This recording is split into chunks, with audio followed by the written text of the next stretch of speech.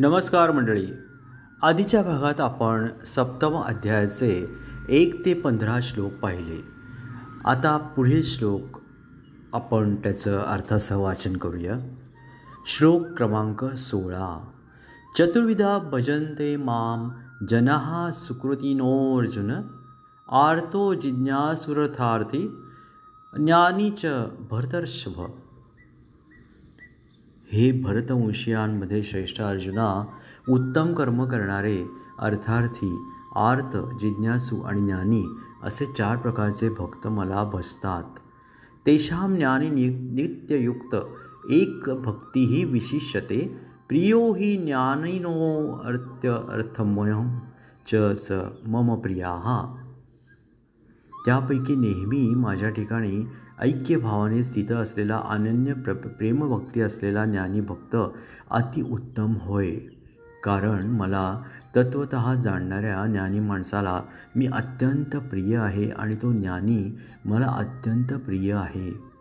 उदारः सर्व एवैते ज्ञानी त्वात्मैव मे मतम् आस्थितः स हि युक्तात्मा मामेवानुत्तमां गतिम्.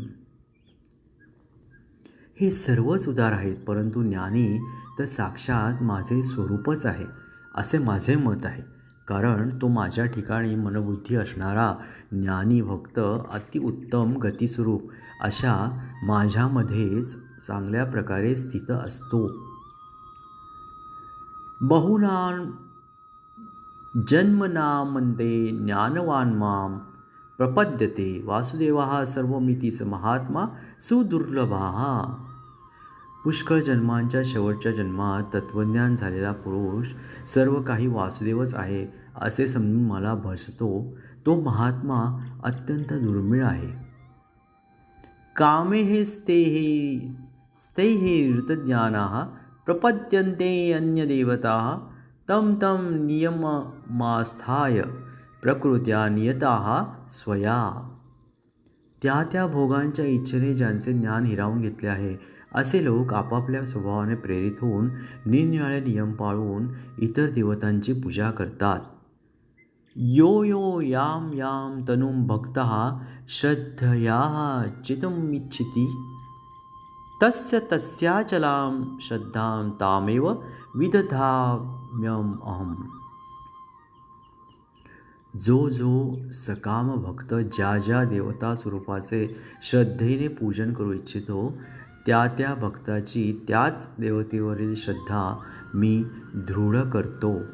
स तया श्रद्धया युक्तः तस्याराधनमेते लभते च ततः कामान्मयैव विहितानि तान्.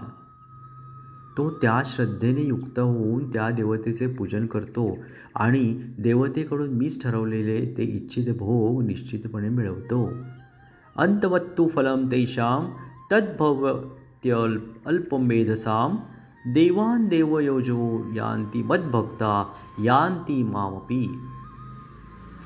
पण त्या मंदबुद्धी लोकांचे ते फळ नाशिवंत असते.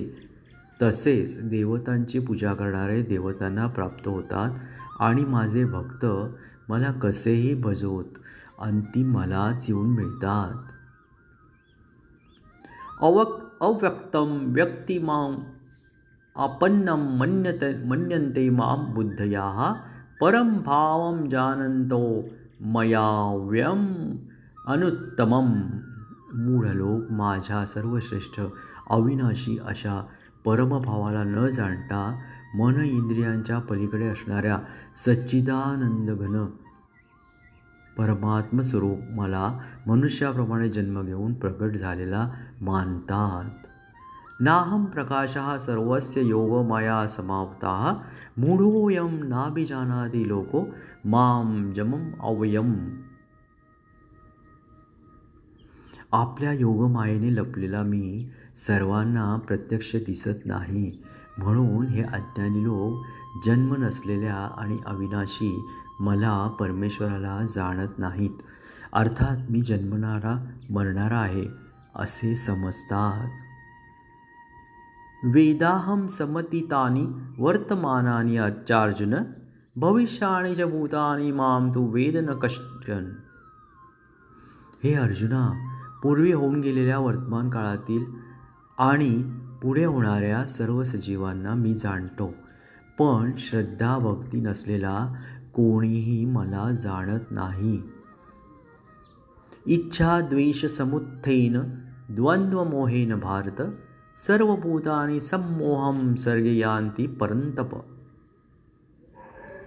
हे भरतवंशी परमतप अर्जुना, सृष्टीत इच्छा व द्वेष यामुळे उत्पन्न झालेल्या सुख दुःख रूप द्वंद्वांच्या मोहाने सर्व सजीव अत्यंत अज्ञानाला प्राप्त होतात.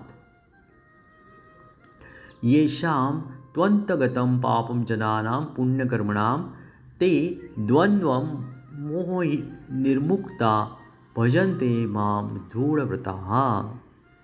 परंतु निष्काम भावाने श्रेष्ठ कर्मांचे आचरण करणाऱ्या ज्या पुरुषांचे पाप नष्ट झाले आहे, ते राग द्वेष यांनी उत्पन्न होणाऱ्या द्वंद्वरूप मोहापासून मुक्त असलेले दृढनिश्चयी भक्त मला सर्व प्रकारे भजतात.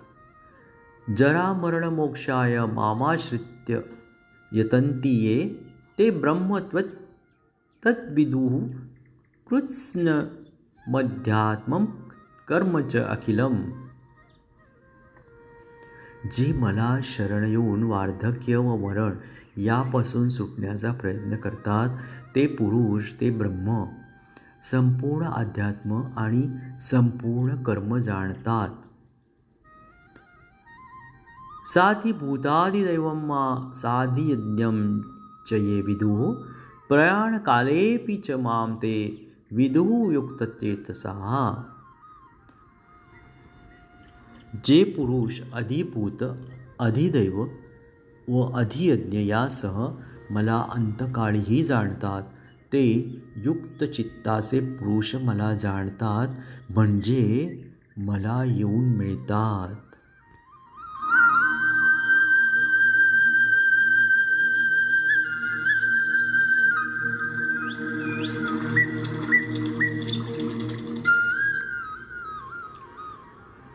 मंडळी, याप्रमाणे आपला 7वा अध्याय समाप्त झालेला आहे. या अध्यायात होते 1 ते 30 श्लोक आणि याचं नाव होतं ज्ञान विज्ञान योग. मंडळी,